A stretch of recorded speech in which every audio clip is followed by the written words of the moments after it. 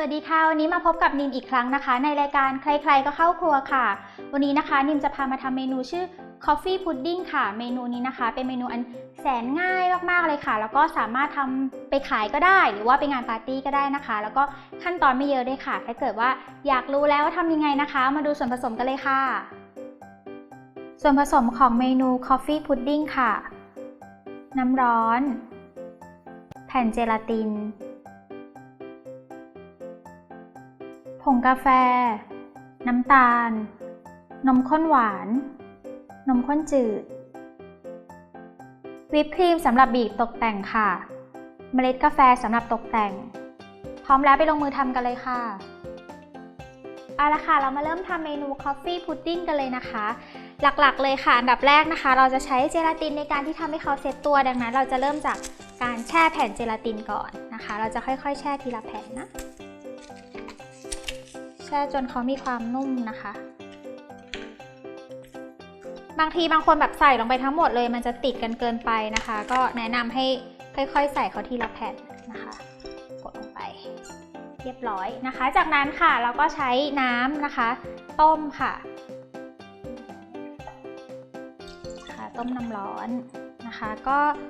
พอน้ำเริ่มเดือดนะคะเดี๋ยวเราค่อยใส่ส่วนผสมตัวอื่นลงไปค่ะตอนนี้นะคะน้ำเริ่มร้อนแล้วค่ะเราก็จะใส่เป็นผงกาแฟลงไปจริงๆตัวผงกาแฟค่ะมันขึ้นอยู่กับความชอบเลยนะคะว่าใครชอบแบบความขมมากน้อยแค่ไหนอะค่ะก็สามารถเติมตามใจชอบได้เลยนะคะกาแฟเสร็จแล้วก็ต่อด้วยน้ำตาลทรายค่ะคนต่อนะคะนิมก็ใช้ความไฟประมาณปานกลางนะคะ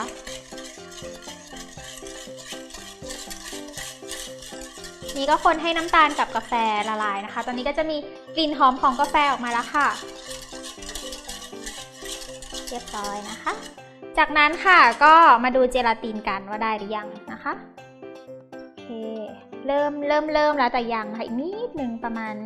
ไม่เกิน1 นาทีค่ะจากนั้นก็ใส่ในส่วนของนมข้นจืดนะคะใส่ลงไปส่วนทุกอย่างก็ต้มรวมๆกันนะคะแต่ว่าใส่นมข้นหวานกับนมข้นจืดมันก็จะมีความมันนะคะเหมือนเราทานกาแฟเลยนะคะคล้ายๆอารมณ์นั้นเลยนะคะก็นมข้นหวานค่ะแต่เดี๋ยวนิมขอใส่ตัวนี้ก่อนที่จะใส่นมข้นหวานค่ะเวลาใส่ก็บีบด้วยค่ะบีบน้ำออกใส่ลงไปนะคะ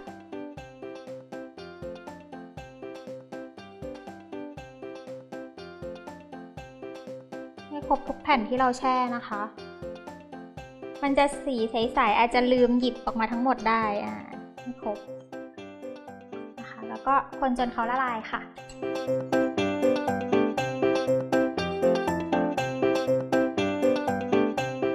ตอนนี้ทุกอย่างนะคะก็ละลายเข้ากันเป็นที่เรียบร้อยค่ะจากนั้นก็ใส่นมข้นหวานเลยนะคะถ้าเกิดใครชอบยิ่งความมันเยอะๆหวานเยอะๆนะคะก็เพิ่มปริมาณนมข้นหวานได้นะคะอย่างที่บอกก็คือตามใจเลยแล้วก็สูตรนี้นะคะจริงๆเอาไปใส่ถ้วยก็สามารถทำขายได้ในร้านกาแฟหรือว่าร้านขนมได้เลยนะคะหรือว่าใครเอาไปทำขายส่งก็ได้นะคะไม่ยากเลยนะคะเนี่ยเสร็จเรียบร้อยแล้วนะคะก็พอคนให้เข้ากันค่ะอย่าคนนานไปเดี๋ยวมันจะไหม้นะคะนี้เดี๋ยวนิมจะปิดไฟเลยค่ะหลังจากนั้นค่ะก็นำไปเทลงไปในภาชนะที่เราจะใส่เพื่อขายหรือว่าเพื่อนำไปเสิร์ฟค่ะ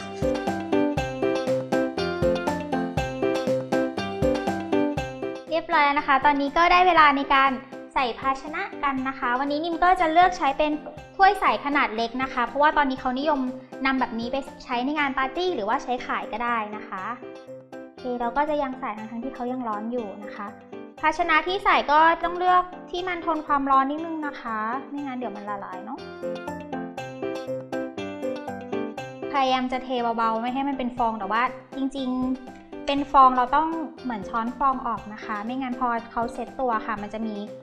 ฟองอยู่ข้างหน้ามันไม่สวยงามนะคะโอเคพยายามให้เท่ากันนะคะก็เดี๋ยวนิมจะตักฟองออกทั้งหมดนะคะแล้วก็ทำอันที่เหลือจากนั้นค่ะก็นำเข้าตู้เย็นนะคะช่องธรรมดานะคะประมาณ 15-30 นาทีแล้วแต่อุณหภูมิตู้แช่ของใครเลยนะคะแล้วก็หลังจากนั้นเดี๋ยวก็มาดูวิธีการบีบตกแต่งกันค่ะ ค่ะตอนนี้ก็มาถึงขั้นตอนการแต่งหน้านะคะก็คือนำวิปครีมค่ะมาตีนั่นเองให้มันเป็นตั้งยอดแข็งนะคะเพื่อเราจะไว้บีบแต่งหน้าขนมนะคะถ้าบีบแต่งหน้าแนะนำว่าไม่ให้ใส่ตัวน้ำตาลไอซิ่งแล้วนะคะไม่งั้นมันจะหวานเกินไปนะคะยกเว้นแต่ว่าใครชอบให้ตัววิปครีมอะค่ะมีความหวานหน่อยนึงก็ใส่น้ำตาลไอซิ่งไปนิดนึงก็ได้ค่ะแล้วแต่เลยนะคะก็ตีให้ตั้งยอดค่ะ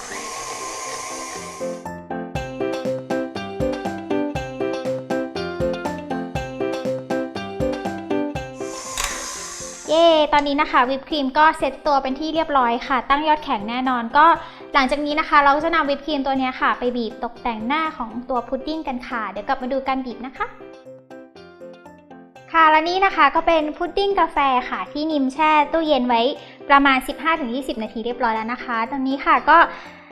จากวิปครีมที่เราตีเมื่อสักครู่เดี๋ยวเราจะมาบีบตกแต่งกันค่ะบีบลงไปตามใจชอบนะคะแต่ว่าแนะนำว่าบีบเล็กๆดีกว่าจะสวยกว่า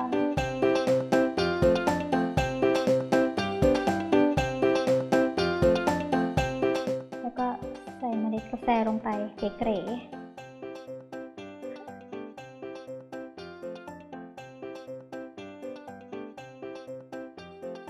นะคะก็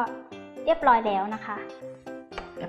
โอเคถ้าเกิดว่าใครนะคะอยากได้เมนูนะคะน่าทานแล้วก็สำหรับพร้อมขายแบบนี้นะคะสามารถติดตามได้ที่เว็บไซต์ foodtravel.tv ค่ะสำหรับวันนี้นิมลาไปก่อนนะคะสวัสดีค่ะบ๊ายบายค่ะบ๊ายบาย